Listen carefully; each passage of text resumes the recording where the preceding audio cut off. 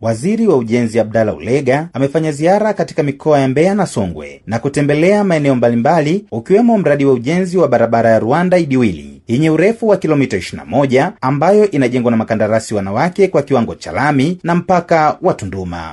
Awali Jabil Omar Makame, mkuu wa mkoa wa Songwe, amemweleza Waziri Ulega changamoto za barabara inayovuka kuelekea nchi jirani yenye urefu wa mita 700.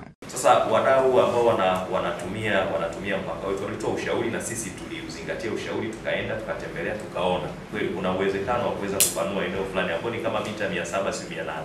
Hata kama ikifika kilomita 1 itakuwa sio mbaya, hata 3. Mheshimiwa Waziri ukiamua kusema bana mimi napanua kilomita 3 hizi, tutakushukuru sana. Sasa tukifanya maboresho kwenye lile eneo tukaweka angalau barabara kama 3, tutakuwa na njia 2 za malori, lakini njia moja itatumika kwa ajili ya magari mengine madogo pamoja na magari ya pili. Akiwa katika mpaka wa Tunduma, Abdalla Ulega, waziri wa ujenzi, akaeleza maamuzi ya serikali kuhusu mradi huo. Wafanyike tathmini hapa, tutapatanua hapa mara moja, kazi itabaki mkoani, sababu hapa panahitaji tupate hilo eneo lenyewe la kupatanua, ili zile line 3 zitajengwa hapa. Aidha, ameeleza namna serikali ilivyojipanga kuondoa msongamano wa magari kwenye mzani wa Mpemba mjini Tunduma. Tunakwenda kutengeneza mzani pale Iboya. Magari yote yanayotoka Tunduma kwenda Mbeya yatakwenda kupima kule Iboya. Hakuna mambo ya kugeuza kuja huko tena.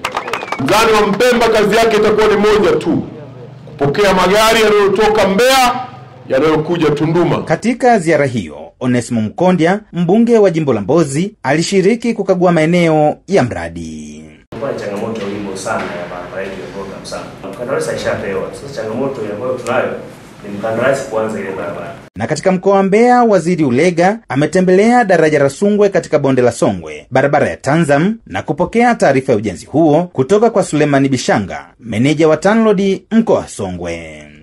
Hili na lenyewe ilikuwa ni moja ya sehemu ambazo ni changamoto, lakini tushukuru serikali, sasa changamoto ya hapa imeisha.